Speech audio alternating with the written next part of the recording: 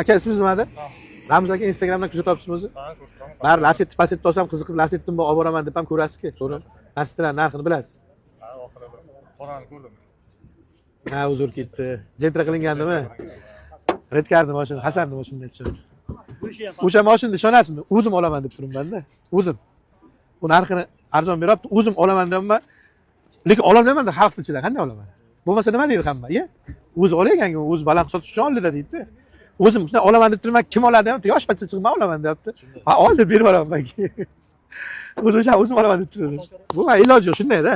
Xalq uchun ishlagandan keyin to'g'ri ishlash kerak, bo'lmasa ishlamaslik kerak. Bitta xato ko'p narsani o'zgartiradi, yashang. O'sha xato qilmaslik uchun ham o'zimga yoqqan mashinani ham sotib olaveraman, qizig'i yo'q.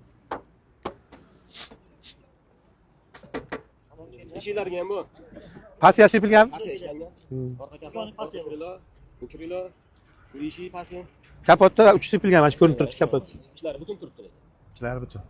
Qo'lni bering aka endi. Bo'ladigan bo'lsa 43 million so'm berib qolaman. 44 million so'm sotaman aka. Katta pul qo'yib sotmayman. Yo, bu o'zimiz kanal. Ya, kelib turadi hozir studentda bu. Ya, yaxshi so'radim. Ko'nglingiz 45likni ham biladi, lekin 45 sotmayman. Men 44 sotaman, lekin 45 men ham sotmayman. 45 ga bergan Lacetti ham bor edi, lekin uni 4 ta eshigi ham radnoy edi. Kapoti xuddi shunday, mana bunday sepilgan edi uniki. Aka 45 ga berdim. Hop, uni ham ko'rgandirsiz. 2010. Mana shunday sepilgan kapot, 4 ta eshigi radnoy, kiraylar, arqa kapot kraska edi. Ana uni lekin 45 ga berdim, to'g'ri. 44 olib 45 ga berdim. Men buni 43 olamanda 44 ga sotaman aka. Buni 4 ta eshigdan past ishlangan ekan. Ular jistanchik, bular aldamaydi aka. Men prosta kimdir olsa shuni shunday kraskasini bilib olsin deb harakat qilaman, to'g'ri borsin deb. Oluvchi odamga.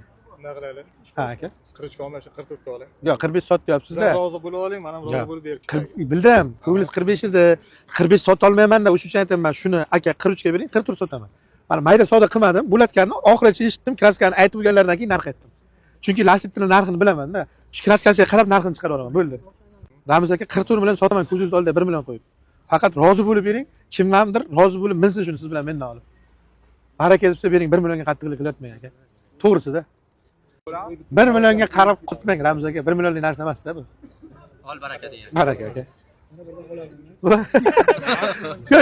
Gapirib ayting, gapirib. Men olaman deb. Qayerdan sizniki? Qarshini qayerdan siz? Taqtapilda? Ha?